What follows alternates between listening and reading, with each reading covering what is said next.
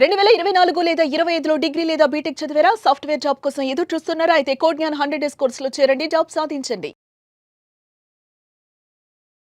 Suman TV. I am your Sumantv.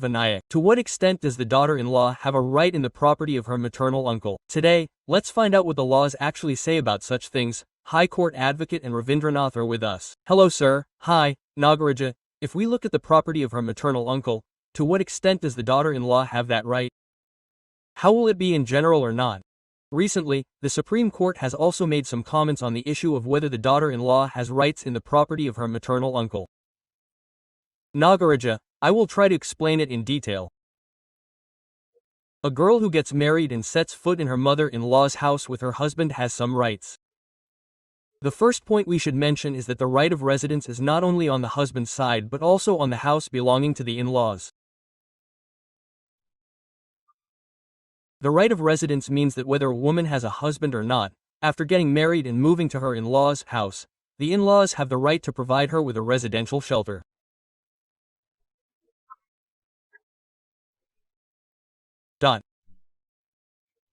That is, the house may not be in her name or may not be in her husband's name, but it will only be in the name of her in-laws.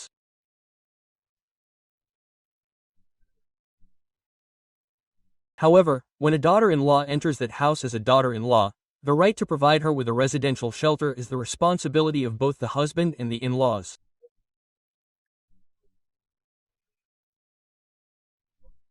It is not up to the in-laws to say that since you got married, you should move out.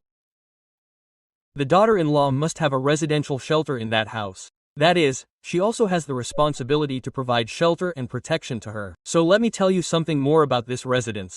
I mean, the property was not in her husband's name. Similarly, it is not in her name. However, she still has the right to stay in the house. If any aunt or uncle tells her that she has no right to stay in the house because the house name is not in your name, so go out, we will also have the opportunity to take action against those who are harassing her, against the aunt or uncle.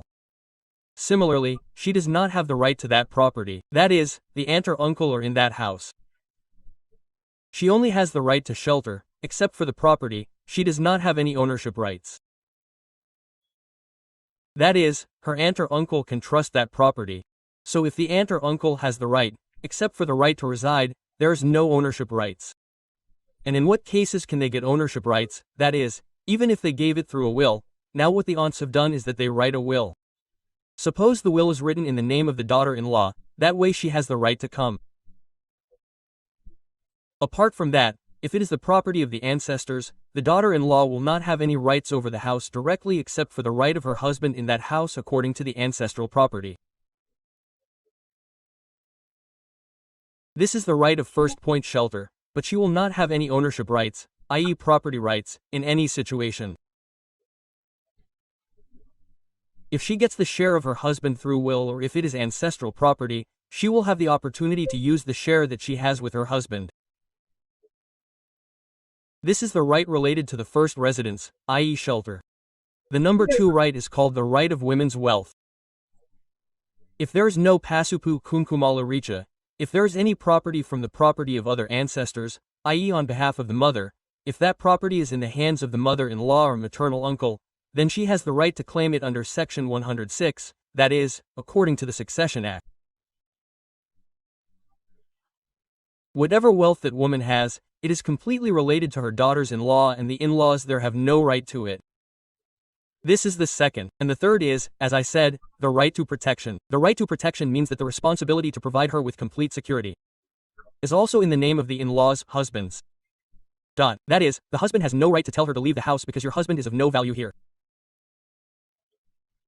At the same time, the in-laws have the responsibility to provide complete protection to the girl and the daughter-in-law who comes to that house according to the Domestic Violence Act of 2005.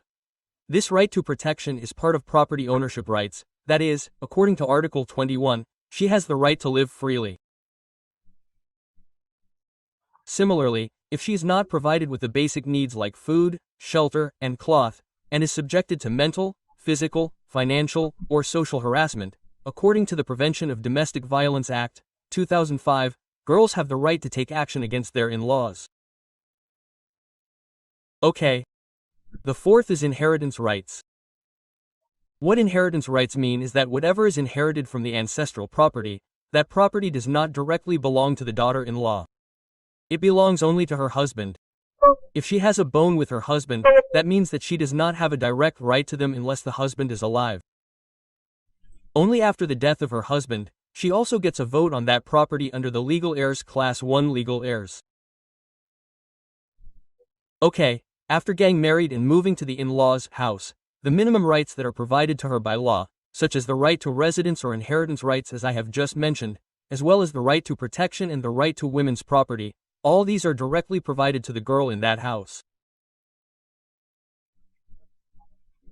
Apart from these, if the in-laws or uncles harass her mentally as I have just mentioned, she has the right to go to the court or the police station again and freely enter her personal details, or if she goes, the in-laws or uncles will also have the right to take legal action against them.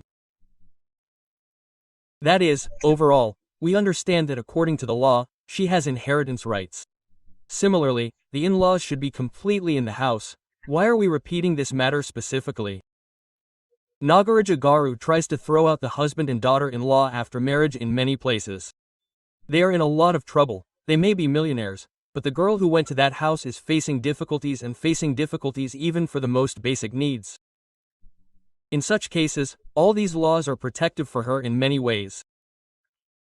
Nagaraja said in great detail that there are total 4 points, because every girl has a responsibility to increase her awareness about them and move forward. He said it very well, but in relation to these, everyone is suffering from some problem. Especially in the case of girls, such people will approach you. How should you approach them? The main responsibility is to know the rights you have under the law. When those rights are lost, we also have the opportunity to get those rights back through the court. In such cases, if you have any problems related to this, whether civil or criminal, contact the number given below. Legality will definitely approach you and you will have the opportunity to resolve any doubts. Apart from this, if there are any disputes in the court, our legal team will also try to find a solution to them. Nagaraja Garu, definitely thank you. Thank you so much. Alaka Ravieendranath Garu, thank you so much. Nagaraja Garu, did you watch the video? Post your opinion on this video in the comment box, especially if you are the one who is looking for legal remedies for the problems you have. That is, if you want to clear them through them, then the contact number of the High Court Advocate as well as Ravieendranath Garu will appear on your screen. You can call or message him and book an appointment immediately. Like this video and be sure to share it. For more such videos, please follow our channel. Thank you. For your personal and business promotions on Suman TV, contact the following number.